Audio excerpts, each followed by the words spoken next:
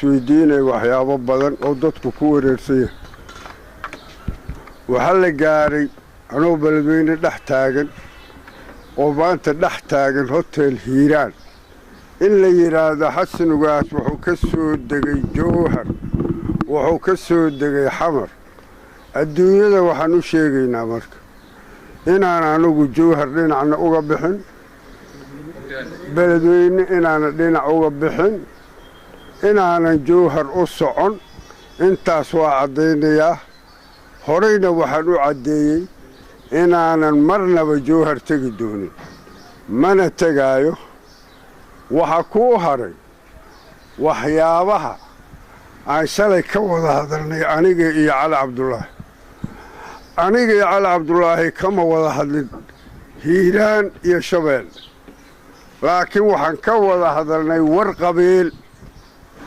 war qabiil ma noqon karo siyaasad cid kasta oo soomaaliya ha ogaato qodobkaas warkii qabiil oon ka wada hadalnay haddii loo rogay siyaasad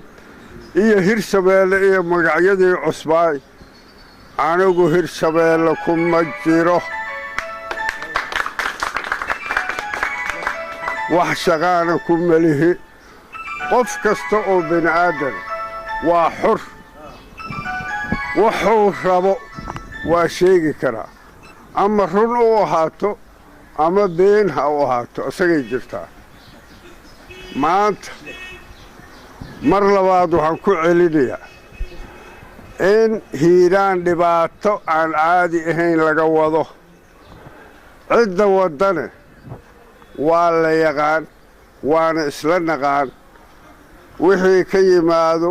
oo dhibaato ah mas-uuliyaddeeda ciddii qaadan doontana waa la ogaan doonaa soomaalida waxaa la diidey nabad waxaa la diidey ummadda in laysu keeno sababta oo ah dad baa laga yaabaa inay maslaxad kaga jirto inuu dadku kala tago qofna dadkii u isu aruurina qofna dadkii u kala daadina ama kala firdhinayo ninba soo u yaqaan maanta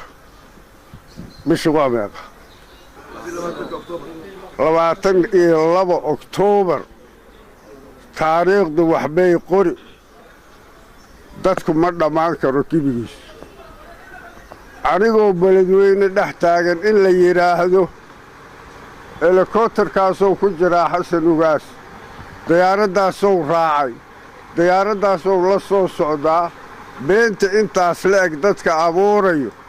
oo ummadda mariin habaabinayo ha ka fiirsadaanaan leeyahay haddii ay tahay dadka wax qoro ama telefishinnada ha ka fiirsadaan idaacadaha ama raadiya ha ahaato ama telefishin ha ahaato qofku meeshuu joogo lagama been sheegi karo in laga been sheegana sharci ma aha waxaad ogaanaysiin anigu jowhar inaanan u socon inaanan aadi doonin dhibaatada laga wada hiiraan waxaana la gaarsiiyey in nala caburiyo oo xuquuqdayni lagu tunto aana la gaarsiiyey laba maalin isku si ma ah annagu waxaan u doodayno ama aan u qaylinayno ama aan weydaysanayno waa xuquuq wax dhibaataa oon wadnana ma jirto beesha caalamka UN-ka maraykanka ingiriiska faransiiska jarmalka waxaan u sheegaynaa ama aan la socodsiinaynaa waxaan annagu doonayno waa xuquuq wax dhaafsiisan oo aan wadno ma jiraan waxaana la gaarsiiyey in naloo diido inaannu ku xulanno gobolkayna xuquuqdii aan lahayn iyo xildhibaanadii aan lahayn waa naloo diiday adduunyadu ha ogaato waxaa ku xiga golaha sare waa la leeyahay ilaa hadda ma hayno nalooma sheegin tirada aan ku leynahay golaha sare waxaan horey ugu sheegnay UN-ka inaan annagu maadaama 8 gobol aan gobolka nahay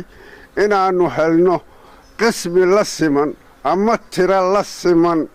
waxa ay qaataan gobolladu waxaan joognaa in la yidhaahdo hiiraanna 4 uu leeyahay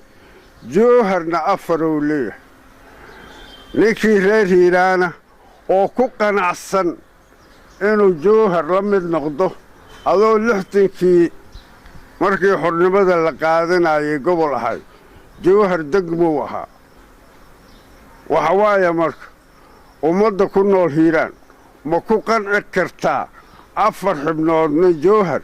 4 xubnoodna hiiraan waa waxaan suurtagal ahayn waa waxaan cadaalad u dhoweyn marka ummadda reer hiiraanay xuquuqdiinna sidaad ku raadsanaysiin adinkaa og